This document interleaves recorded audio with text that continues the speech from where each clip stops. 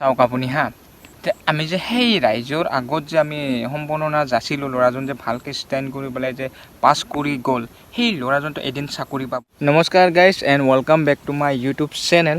তো গাইজ আজি এটা বেলেগ ধৰণৰ ভিডিঅ' হ'ব। তো আপোনালোকেতো জানে যে সমাজ এখন আমাৰ কেনেকৈ চলি আছে, বা আমাৰ ৰাজনীতিকেই হওক বা যিকোনো হেৰি হওক, সমাজে হওক, আমাৰ ওলোটা ফালে গৈ আছে নে সঁচা ফালে গৈ আছে, মানে ক'ব বিচাৰিছোঁ যে মোৰো খহটা লাগি থাকে সেইখিনি কথা। তো মোৰ মতে যিটো ৰাইজে সমাজে কিছুমান কথা কিন্তু ওলোটা ফালে গৈ আছে, সেই কথাটো কোনো প্ৰকাশ নকৰে, কিন্তু কোনো নাভাবে সেইটো কথা হা। সমাজৰ কথাটো কিছুমানহে দেই, চব কথাই নহয়, কিছুমান কথা ৰাইজে একো নাভাবে সেইবিলাক কথা হা। সেইটো কথা মই আজি ক'ব বিচাৰিছোঁ, সেইটো কথা ৰাইজক কোনেও নকয়, মানে কোনেও নকয় সেইটো কথা হা। আৰু সাহো নাহে এইবিলাক কথা ক'বলৈ। আৰু চাওক আপোনালোকে হা, সমাজ এখন চলাব লগা হ'লে কিছুমান ভাবি চিন্তি কৰিবলগীয়া হয় নাই? তো চব কথা নহয়, কিছুমান কথা ভাবি চিন্তি কৰিবলগীয়া কথা, ভৱিষ্যতৰ কথা কিন্তু এইটো দেই। চাওক চিম্পুলভাৱে মই আপোনালোকক উদাহৰণ এটা দিছোঁ হা। ছাপ'জ আপোনাৰ ল'ৰাই মেট্ৰিক পাছ কৰিলে হা, সৰুকৈ বুজাই দিছোঁ, চিম্পুলভাৱে বুজাই দিছোঁ আপোনালোকক।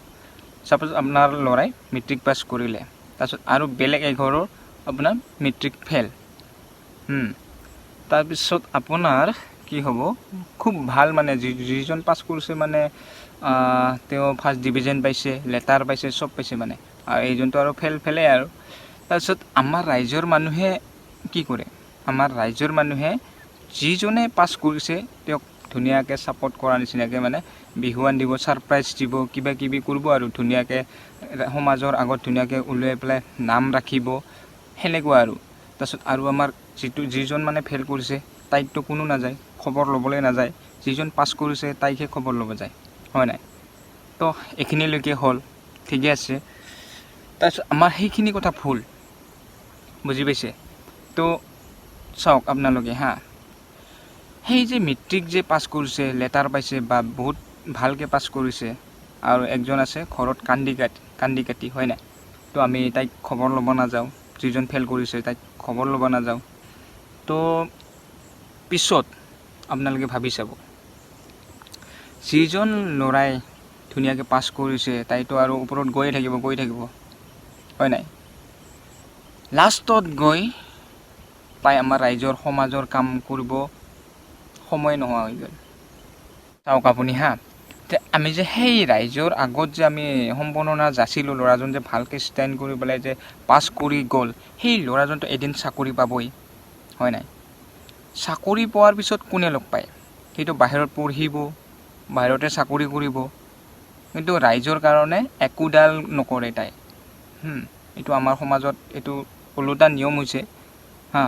যিজন ল'ৰাই মেট্ৰিক ফেইল কৰি পেলাই গাঁৱত আছে, সেইজন ল'ৰাই ভাল ভাল কাম কৰিব, ধুনীয়াকৈ ভাল ভাল কাম কৰি যাব, সমাজৰ আগত হেল্প কৰিব বহুত।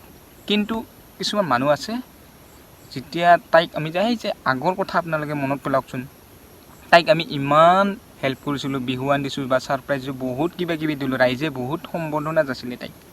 কিন্তু এতিয়া চাকৰি পোৱাৰ পিছত ঘেণ্টাডাল একো কিবা কৰিছে নেকি? ৰাইজৰ সৈতে কিবা কৰিছে? 1 টকা এটা দি নাপায়।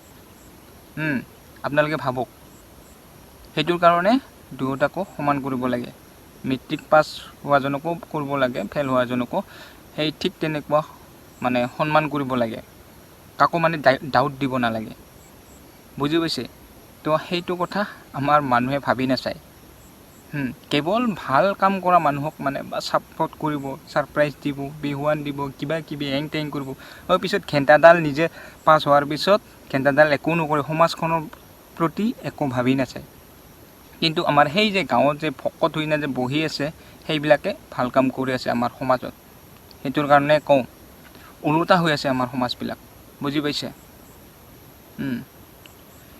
তো গাইজ বেছি দীঘলীয়া নকৰোঁ, কিবা এটা হ'লেও বুজি পাইছে মোৰ কথাটো কোৱাৰ কাৰণে। তো গাইজ যদি মোৰ কিবা ভুল হৈছে ক্ষমা কৰি দিব সৰু ল'ৰা হিচাপে। তো ভিডিঅ'টো এইখিনিতে, বিশেষ একো নকওঁ। তো গাইজ চেনেলটো ছাবস্ক্ৰাইব কৰিব যদি ভাল লাগিছে ভিডিঅ'টো, আৰু যদি বেয়া লাগিছে ছাবস্ক্ৰাইব একো কৰিব নালাগে গাইজ। তো নেক্সট ভিডিঅ'ত আকৌ লগ পাম, আজিলৈ এৰিছোঁ, বাই বাই।